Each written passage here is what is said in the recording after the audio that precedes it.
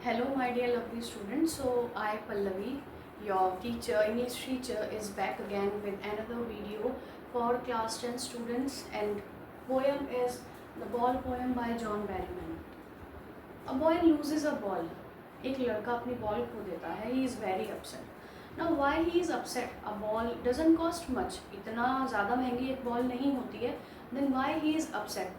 This poem is by John Berryman और इसमें हमें पोएट ने बताया है that if a person loses his और हर फेवरेट बिलोंगिंग या हम किसी रिलेशनशिप को लूज़ कर देते हैं, हम एक उम्मीद छोड़ देते हैं, हम होपलेस हो जाते हैं. So let's read this poem. What is the boy now who has lost his ball? What is he to do? I saw it go, merrily bouncing down the street and then merrily over. There it is in the water. अब लड़का वो क्या करेगा जिसने अपनी ball खो दी? What is he do now?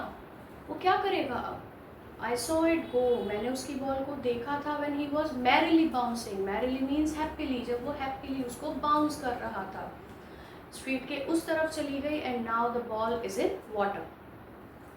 No use to say, oh there are other balls. An ultimate shaking grief fixes the boy as he stands rigid, trembling, staring down all his young days into the harbor where his ball went.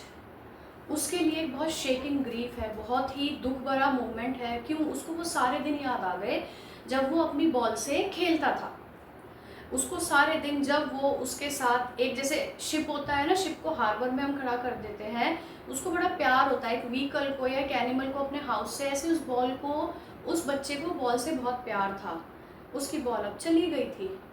I would not intrude on him. Intrude मतलब to enter without permission. Poet is saying कि मैं उसकी बिना permission के उसकी situation में enter नहीं करूँगा. Why? A dime another ball is worthless. क्योंकि एक अमाउंट ऑफ मनी या दूसरी बॉल वर्थलेस है. Now he sense is first responsibility in a world of possessions. अब उसको पहली उसकी जिम्मेदारी क्या समझ आती है? ये जो वर्ल्ड है इसमें बहुत सारे पोजेशंस मिलेंगे आपको, बहुत सारे ऐसी लुभावनी चीज़ें मिलेंगी जो आपको अट्रैक्ट करेंगी.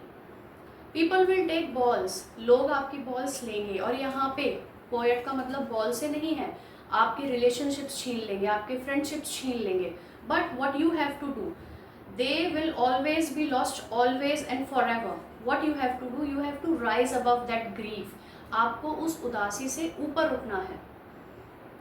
And no one buys a ball back. और लाइफ में आप बॉल तो दूसरी ले सकते हो, कोई भी टॉय ले सकते हो, बट आपकी जो फीलिंग्स हैं, इमोशंस हैं, जो आपने चीज़ खो दी, अपना कोई बहुत क्लोजेस्ट पर्सन खो दिया, वो वापस नहीं आता.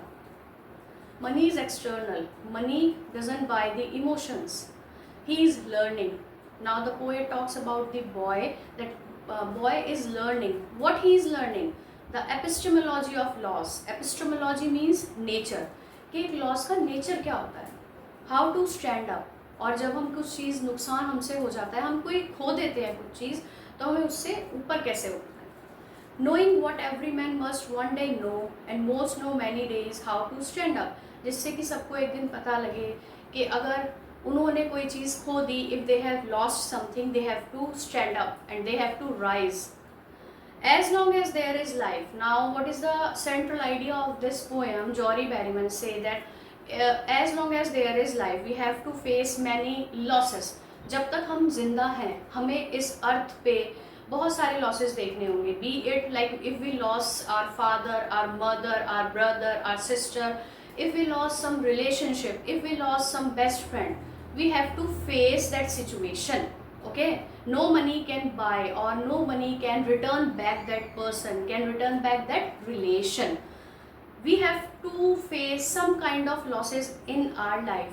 Okay, John Berryman is saying that you have to rise and you have to be strong enough to face those situations.